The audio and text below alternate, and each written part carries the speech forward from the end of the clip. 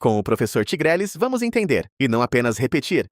Você sabia que existem pessoas, neste exato momento, se sentindo culpadas por coisas que a Bíblia nunca chamou de pecado, coisas que tiram a paz, pesam na consciência e fazem a pessoa se perguntar: será que eu estou vivendo errado? Mas e se o problema não estiver no texto, e sim na forma como ele foi interpretado ao longo do tempo? A verdade é que muita coisa foi adicionada, misturada com cultura, tradição, opinião, e acabou sendo tratada como regra. Hoje a gente vai olhar direto para o texto e analisar 7 coisas que muita gente considera erradas, mas que a Bíblia trata de uma forma bem diferente. Sem filtro, sem tradição, sem viés, só texto e contexto. E o último dessa lista vai te surpreender. Vamos começar. Número 1. Estabelecer limites. Estabelecer limites com pessoas. É errado? Existe uma ideia de que ajudar sempre, estar disponível o tempo todo, é o comportamento ideal. Mas quando você olha para o texto, até Jesus se retirava. O texto em Lucas 5:15-16 diz: mas ele se retirava para lugares solitários e orava. Jesus também se afastava da multidão. No livro de Marcos 1:35-38 diz: todos estão te procurando. E Jesus responde: vamos para outro lugar. Jesus entendia que aquele não era o momento para atender as pessoas. E Jesus também orientava que seus discípulos parassem para descansar. No texto de Marcos 6:31, Jesus diz: vinde vós aqui à parte, a um lugar deserto, e repousai um pouco. Isso mostra uma coisa importante: ajudar alguém não é o mesmo que se anular completamente. Limite não é falta de amor, é equilíbrio. Número 2. Beber vinho com moderação. Beber vinho é errado. Aqui entra uma das maiores confusões. Inclusive, temos um vídeo dedicado exclusivamente a esse tema, que você pode assistir no nosso canal com mais detalhes. Mas a Bíblia condena a embriaguez e não o consumo equilibrado do vinho. A Bíblia mostra o consumo de vinho em diversos contextos.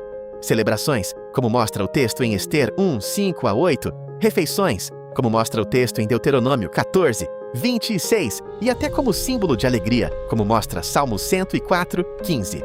O próprio Jesus participa de um evento onde o vinho está presente. Então o ponto não parece ser a existência do vinho, mas o excesso, a perda de controle. Ou seja, não é sobre a bebida em si, mas sobre o efeito que ela tem sobre a pessoa. Número 3. Ganhar dinheiro ou ter sucesso.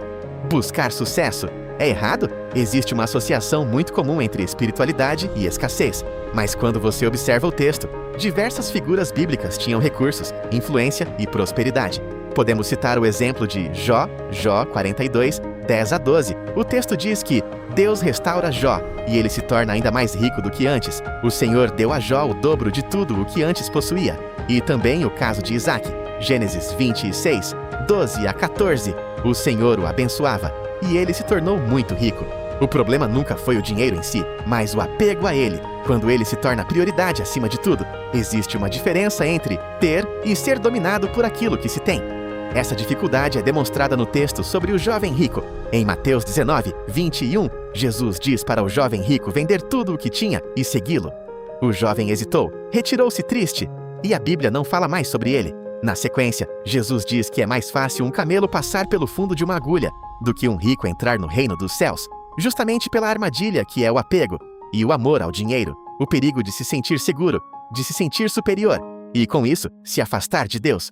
Mas ser rico não é pecado, está longe de ser, principalmente quando essa riqueza é usada para abençoar a vida de outras pessoas.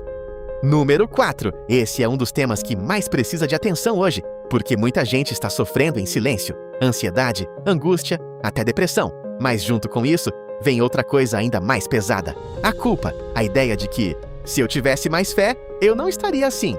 Mas será que isso é o que o texto realmente mostra? Sentir ansiedade é falta de fé? Essa é uma das culpas mais silenciosas que existem, porque além de estar ansioso, a pessoa ainda se sente errada por estar assim, como se estivesse falhando espiritualmente. Mas quando você olha para os textos bíblicos, a realidade é outra. Você encontra Davi dizendo: até quando, Senhor? Salmo 13:1. Angústia, confusão, silêncio. Você encontra Elias, um profeta que acabou de viver um dos momentos mais fortes da sua vida, e logo depois pede para morrer. 1 Reis 19:4. Isso não é falta de fé, isso é esgotamento emocional. Você encontra Jó questionando, sofrendo, tentando entender o que está acontecendo. E em nenhum momento a resposta de Deus foi: Pare de sentir isso.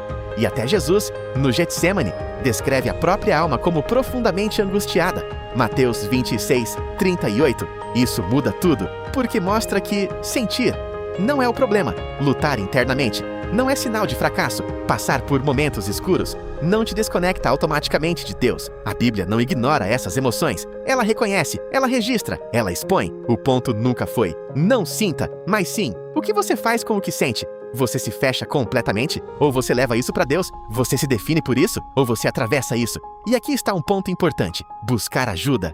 Falar sobre isso. Cuidar da mente. Não é falta de fé, é responsabilidade. Porque fé não é ausência de luta. Fé é continuar, mesmo em meio à luta. Se você está passando por isso, talvez precise ouvir: você não está errado por sentir. Você não é um fracasso por estar cansado. A questão não é se você sente, mas como você caminha, mesmo sentindo. E saiba que você não está sozinho. Número 5. Seguir tradição. Seguir tradição é obrigatório? Esse é um daqueles temas onde muita gente confunde duas coisas diferentes: tradição e costumes, e o que está, de fato, no texto. Porque nem tudo que é repetido ao longo do tempo veio da Bíblia, mas isso não significa que toda tradição seja errada. A própria Bíblia mostra que tradições existem, e algumas são até incentivadas. 2 Tessalonicenses 2:15. Permanecei firmes e guardai as tradições que vos foram ensinadas. Ou seja, tradição pode ter valor, pode preservar ensinamentos, pode ajudar a manter práticas importantes. Mas existe um ponto de atenção: quando a tradição deixa de ser apoio e passa a ser regra absoluta. Jesus confrontou exatamente isso. Marcos 7, 8 a 9. Vocês abandonam o mandamento de Deus e se apegam às tradições dos homens. Aqui o problema não era a tradição em si, era quando ela substituía o essencial, quando virava algo acima do próprio texto. E isso continua sendo atual, porque muitas vezes algo que começou como costume vira obrigação, vira medida de certo e errado, vira motivo de julgamento. Mas quando você olha com atenção, nem tudo que sempre foi assim foi estabelecido como regra. Outro ponto importante: Colossenses 2, 8. Cuidado para que ninguém os escravize por meio de tradições humanas. Percebe o equilíbrio? Tradição pode existir, mas também pode prender. E é aqui que entra a liberdade de consciência. Romanos 14, 5. Cada um esteja plenamente convicto em sua própria mente. Isso muda completamente a forma de olhar, porque significa que você pode seguir uma tradição sem problema nenhum, mas também significa que você não precisa se sentir culpado por não seguir ou por não concordar com tudo, desde que isso não vá contra princípios claros do texto. E talvez esse seja o ponto mais importante: tradição não é pecado, mas também não é autoridade final. O problema nunca foi a tradição, foi quando ela ocupou um lugar que não era dela. Número 6. Diversão. Se divertir é errado? É coisa do mundo? Existe uma ideia de que tudo precisa ser sério, espiritual, constante, como se alegria e leveza fossem algo suspeito. Mas quando você olha para o texto bíblico, essa ideia não se sustenta completamente. A Bíblia fala de alegria, fala de celebração, fala de desfrutar a vida. Eclesiastes 3, 12 a 13. Não há nada melhor do que alegrar-se. Eclesiastes 8, 15. Recomendo que o homem desfrute a vida, ou seja, desfrutar. Não é condenado, é reconhecido como parte da vida. E não para por aí. Jesus não viveu isolado da vida social. Ele participou de momentos de celebração. João 2, 1 a 11. Isso quebra uma ideia comum de que espiritualidade significa viver afastado de qualquer forma de prazer. Mas existe um equilíbrio importante, porque nem toda diversão é neutra. Mas o texto bíblico traz um filtro mais profundo. 1 Coríntios 10, 23 diz: todas as coisas são lícitas, mas nem todas convêm. Todas as coisas são lícitas, mas nem todas edificam. Ou seja, nem tudo que é permitido te faz bem. E em 1 Coríntios 6, 12, o texto reforça: todas as coisas me são lícitas, mas eu não me deixarei dominar por nenhuma delas. Aqui muda tudo. O problema não é a diversão, é quando ela deixa de ser escolha e passa a ser controle. Quando você não percebe, mas já não consegue ficar sem. Quando começa a ocupar espaço que deveria ser de coisas mais importantes. Porque no fim, não é sobre o que você faz, é sobre o que isso está fazendo com você. Número 7. Vaidade. Será que é mesmo pecado? Se arrumar, usar joias, cuidar da aparência? Será que isso é algo condenado pela Bíblia? Ou será que o problema não está exatamente aí? Porque quando você olha para o texto bíblico, a resposta não é tão simples quanto parece, o que muita gente usa como base. Existem textos que fazem alertas claros sobre a aparência. 1 Pedro, capítulo 3, versos 3 e 4. Não seja o adorno exterior, mas o interior. Já em 1 Timóteo, capítulo 2, verso 9. Não com ouro, pérolas ou roupas caras. E é aqui que muita gente conclui. Então, se arrumar é errado. Ou usar joia é pecado. Mas será que é isso mesmo que o texto está dizendo? O que esses textos realmente apontam? Eles não estão proibindo o uso, eles estão corrigindo a prioridade. Estão apontando o exagero, a ostentação e a aparência como centro da identidade. Ou seja, não é sobre o exterior existir, é sobre o exterior dominar. Porque a própria Bíblia mostra o contrário. Agora olha isso. Em Gênesis 24, 22, vemos que Rebeca recebe joias. Em Êxodo 35, 22, o povo usava adornos normalmente. E em Ezequiel 16, do verso 11 ao 13, o próprio Deus se descreve adornando seu povo com joias.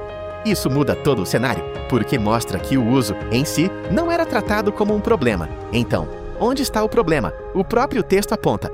1 Samuel 16, 7 diz: o homem vê o exterior, mas Deus vê o coração. Aqui está o ponto central. A questão não é como você se apresenta, mas o que isso representa na sua vida. Mas atenção! Para manter o equilíbrio, precisamos entender os perigos. A Bíblia alerta indiretamente sobre o orgulho, a comparação, a necessidade de validação e a identidade baseada apenas na aparência. Provérbios 31, 30 resume bem. Enganosa é a graça e vã a formosura. Ou seja, a aparência é passageira. Ela não pode ser o seu fundamento. O texto não proíbe o cuidado, mas também não ignora as consequências do excesso. Isso lembra um pouco o tema do vinho, não é mesmo? Concluindo, se você já se sentiu culpado por alguma dessas coisas, talvez valha a pena reconsiderar a origem dessa culpa. Ela vem do texto puro ou de interpretações que foram sendo construídas ao longo do tempo. A Bíblia não apresenta uma lista infinita de regras humanas. Ela apresenta princípios, e esses princípios normalmente apontam para algo muito mais profundo: intenção, equilíbrio, consciência. Talvez a pergunta mais importante não seja "isso é proibido", mas sim, isso faz sentido dentro do que o texto realmente propõe? Se esse tipo de análise faz sentido para você e você quer continuar explorando a Bíblia de forma mais direta e desenviesada, se inscreve no canal, porque a ideia aqui não é repetir o que sempre foi dito, é voltar para o texto e entender de verdade. E no fim das contas, a vida já nos apresenta desafios suficientes. Não precisamos carregar culpas que nem nos pertencem. Que a gente aprenda a viver com mais equilíbrio, leveza e, principalmente, a ajudar uns aos outros. Conhecimento sem viés é com o professor Tigreles. Curtiu o vídeo? Então não esquece de deixar o like, se inscrever no canal e comentar aqui embaixo.